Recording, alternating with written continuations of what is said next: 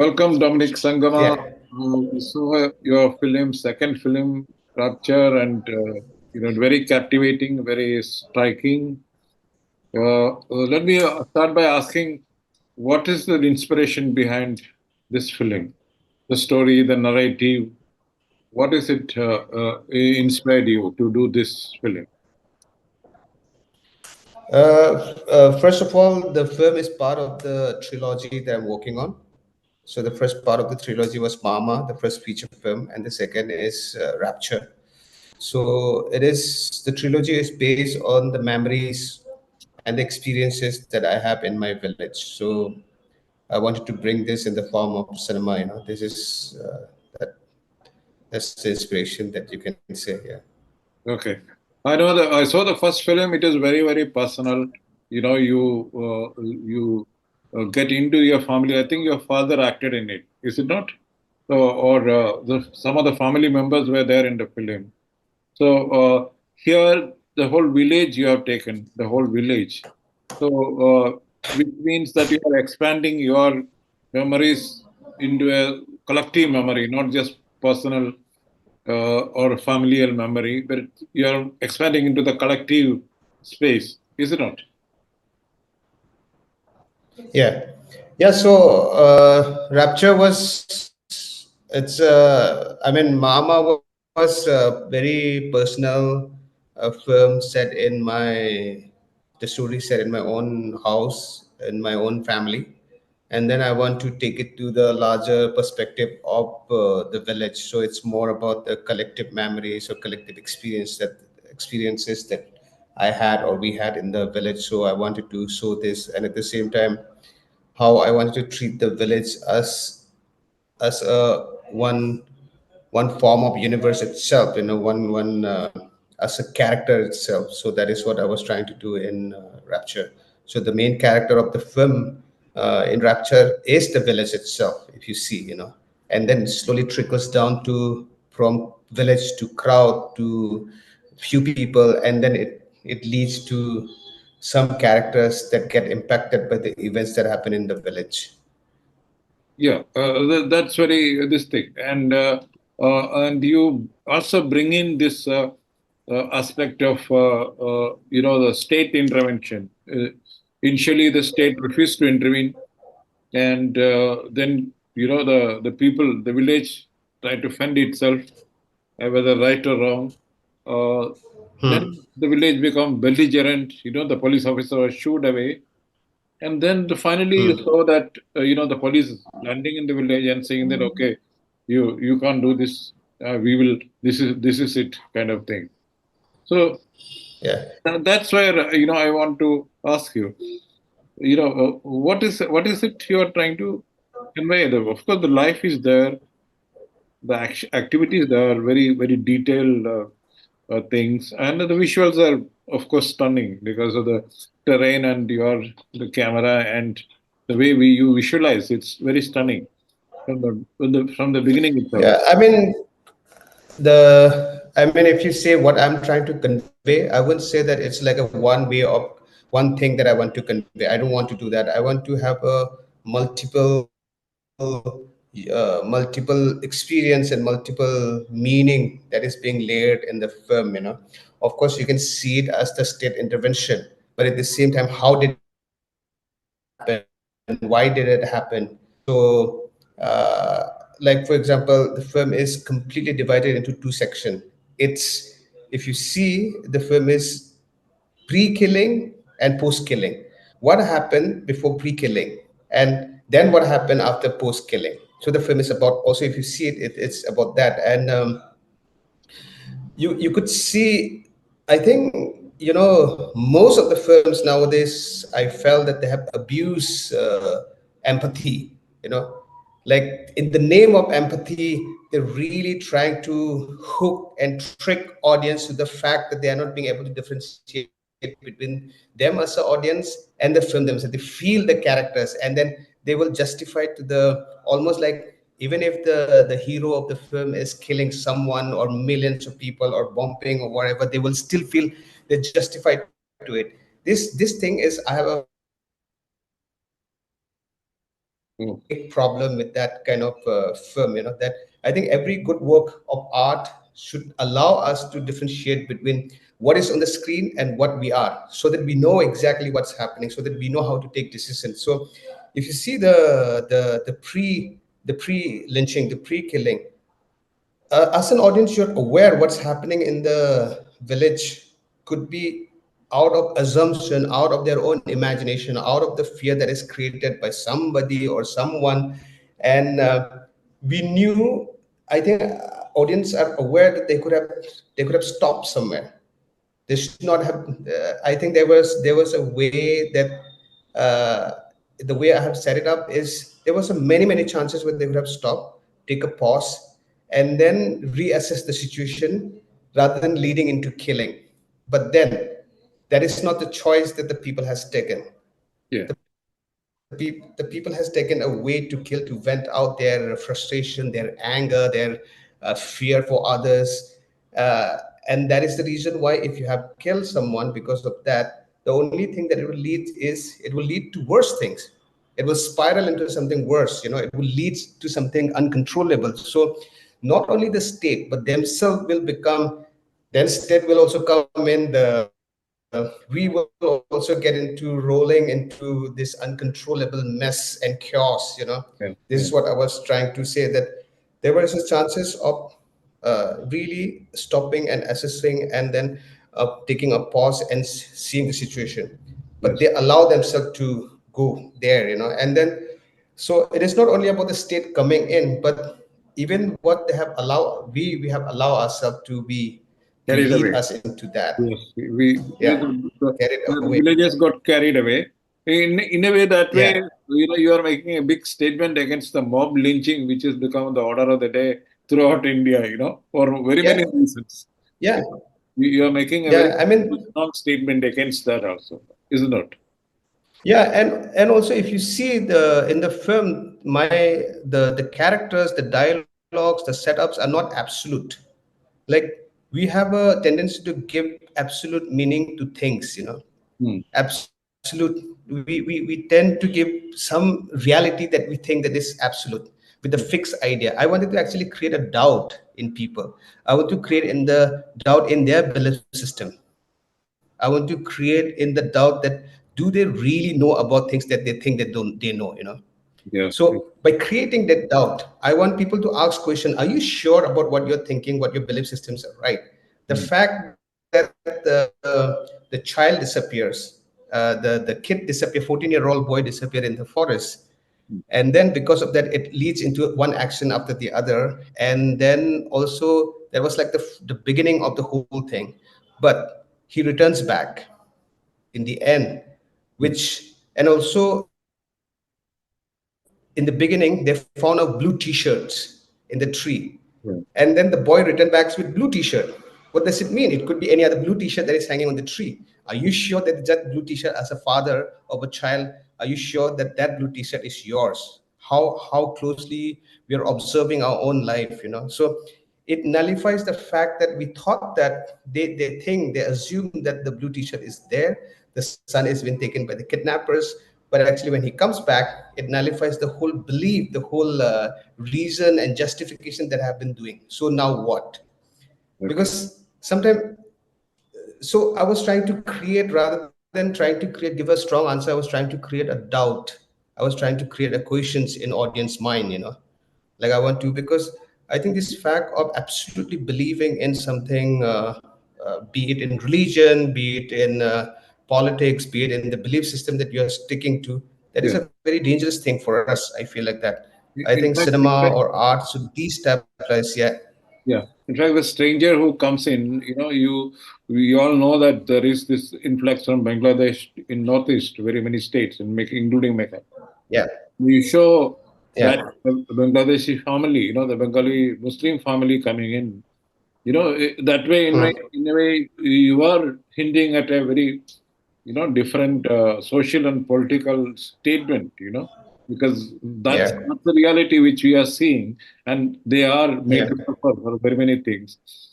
But here you are saying that, yeah, the assumptions you are making may not be correct always, and it can lead to disasters. Is it, can I say that? Yeah, I mean, some things could be all the things that we believe in, all the assumptions that we believe in could not be real all the time. I mean, there must be a fear that has been created by someone, and then we are rolling into that fear, and somebody's making use of that fear that has been created for outsiders, Yeah. or Yeah. like it could be I mean, so even the Bangladeshi families or coming into the firm could be what exactly are they doing in the forest? Why are they crossing through the forest? Are they really crossing from the border, or they're afraid of some laws or rules, and that's why they're going into it. So it is for the audience to see, like, what if in real life we see somebody without any context and connection? You see somebody in the forest.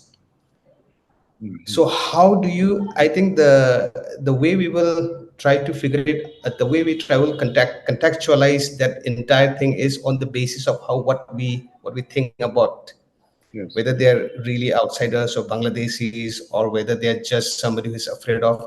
It will completely based on who we are as a person. Yeah. What is making you as a person? That is what I was also trying to do, like to create to create in audience mind that Mm. everything that is happening right now in our space, in our time, is something we are really not absolutely sure. And the fact that there is one thing after another that's happening in the firm, like it seems to be happening like without non-stop. That's Mm. exactly what's happening right now. I feel like that, like we have no time to stop and think about one event, because something takes over to the fact that it's leading from one place to another, one things to another, and then we are into Yeah. this mess, this chaos, and we really have to take a pause. I feel like that in the firm there is so much running, Mm. there is so much hidden secret, there's so much running and fear and this that. It is not the plot, it is what I want to comment. you know Yeah. I'm not just making a thick layer of float, but I'm trying to show that they really could stop. They really don't have to run so much. Mm. But who is making it this? What is making people do this? Yeah. I know, but and also the use of religion.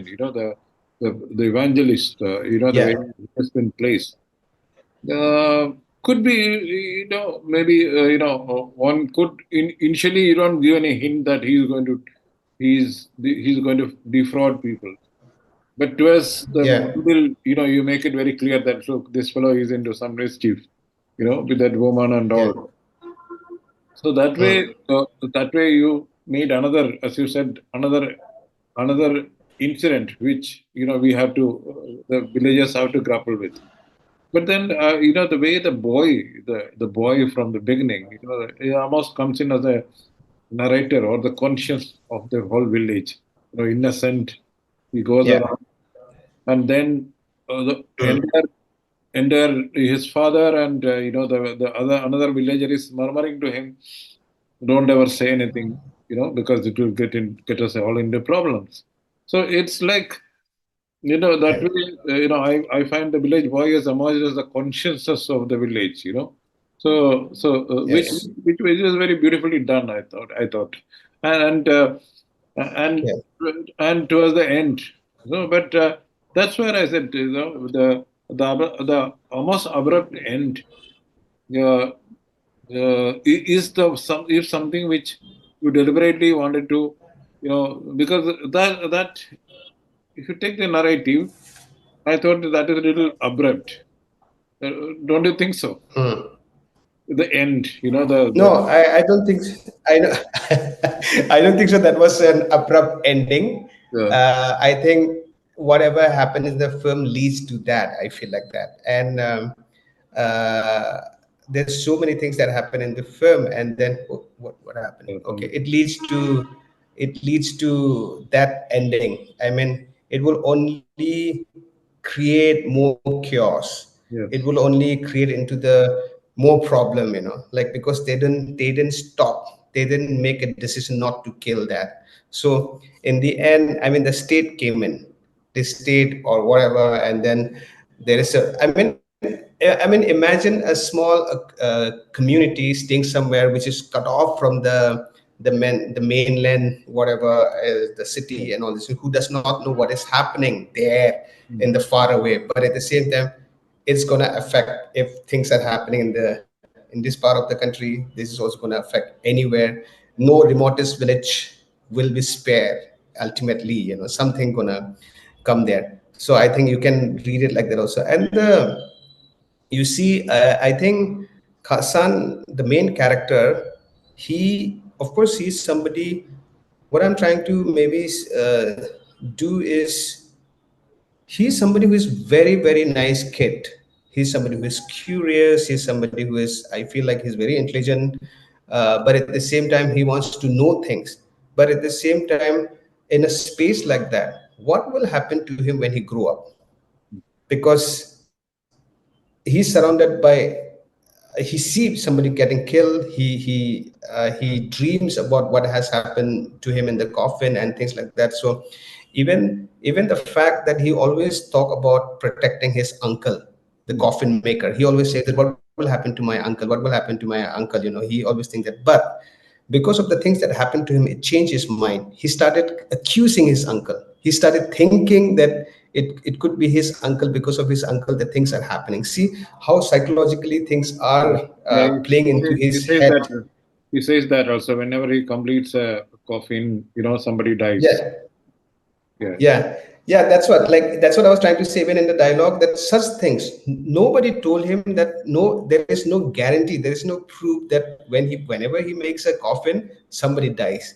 But sometimes we see things, he does. sometimes we see things, and then we think that we believe in those things, Yes, and then it became a conscious, a subconscious, how to say that, it become subconsciously affect him, that he dreams about it, that yes. he's inside the coffin, and then he tries to That's a protect beautiful, himself. that's a beautiful dream sequence. I think I have Yeah, not seen such a beautiful dream sequence in recent times. It's yeah, marvelously done. It's almost like a yeah, Bergman film. So you're done, which is yeah, which is yeah, absolutely great.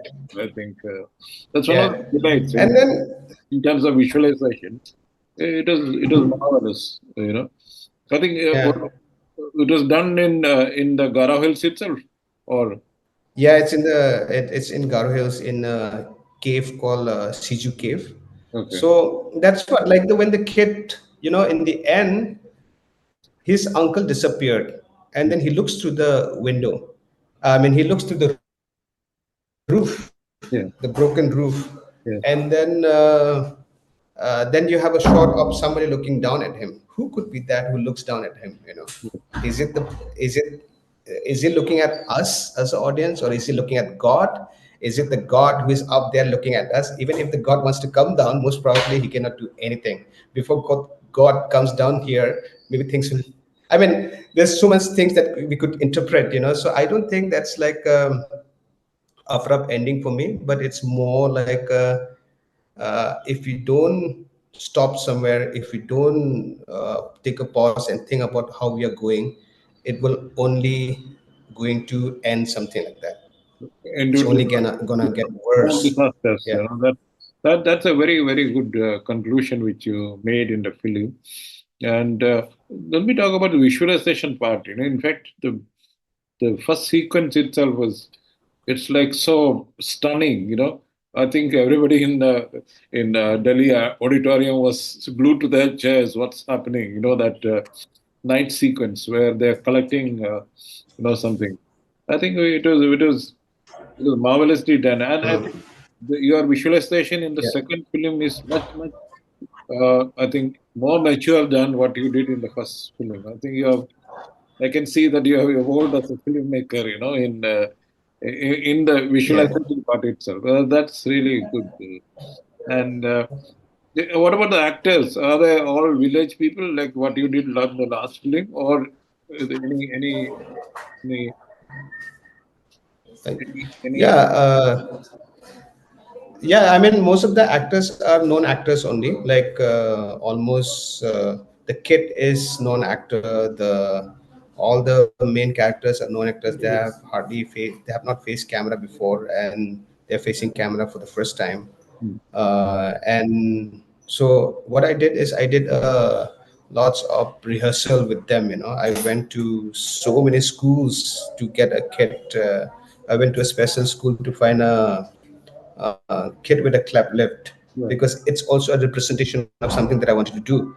Mm. Like for example, I wanted to play with the speech in film. Like for example, pastor is somebody who is rhetorical, somebody who have a command over his speech, who Mm. can convince people. On the other hand, Kasan's father is somebody who seems to be morally right and who have a strong conscience, but he can put into words to convince people. Mm. At the same time, then there is Amak who stammers all the Mm. time, Mm. and then there is Mankunchi who disappeared. He can't speak. The two cow shepherd, or the cow herd, they can't speak, and Kasan is somebody who have a cleft lip. Yeah. So I was trying to play with the different speeches that I mean, it's very, very subtle, but I was also very, very conscious of doing this with the speech, how speeches in the films and in life it varies, and whatever. It does not mean that we can be rhetorical and common about speech does not mean that that's the truth. you Yes. know I think what Kasan's father, whatever he was saying, was feeling, and there was so much of consign in his words, but because he don't have a strong words to describe those things, he can't convince people. So that is what is happening right now. Like, I always feel that we are not here to listen to people who speaks wisely, Yeah. but somebody who is more loud, somebody who is more Yeah. Yeah. uh, Yeah. yeah. People with more So that is articulate and yeah, persuasive yeah, actors are getting away with the murder, and yeah, and people with yeah, lying yeah, or standing yeah. still. That is very beautifully done. So essentially, I feel the whole thing of mob killing and all, and this Mm, the doubts which you want to convey. I think that's very contemporary in looking into society, not only in Garo Hills but in mainland society. If you take the yeah, lynching, I'm sure yeah, it should have been in your background, in your mental, background, that this can be interpreted. It's also a step mob lynching in a way, is it not? yeah, yeah, yeah, yeah. It is. Yeah. That is what I mean. It's a reflection of what is happening in the world. Actually, this is a small remote village, but Yes. if you segregate everything and see it there, you'll find the universe there. You'll find the earth there. You'll find the Yes. country there, and you'll find the state there. Like, Including religion. so How the religion is taking people. religion, and, yeah, yeah, including religion. So it's that is what I was trying to do in Rapture, like lots of things to put together, and then really go, like, I was really trying to see at the same time uh, how cinema are also like how our storytelling are also very absolutely told stories, like it is. And I was thinking that I don't want to do that. I think it's time that we should create doubt at our own in our own system, or belief that we think that we know, but I really think that we don't know lots of things. So this think is that's a something. Yeah, good thought, and especially, and you have done it very powerful with powerful visuals, and also I think the sound design is excellent. Both technically, I think this film is much higher on compared to your first film, and I'm sure the third, yeah. the trilogy. What is it? The next one, you are again in the village or coming back to the cities. I mean, I can only say that it will be about city and village, but at the same time, I think after Rapture and Mama, I feel I'm a little lighter Okay. in terms of what I wanted to share with the world or with people. But next film, I wanted to create something about the love for life. the Okay. love for life, the warmth of life, with all the things that I think the only things that we can. This is something I'm really working on to work on something to show. As I grow older, I realize that we have only there's so much hatred, there's so much of fear among people, but we have forgotten to uh, appreciate the the ordinary relationship, the love for each other, for families, for friends, and all this. So I want to create some sort of that.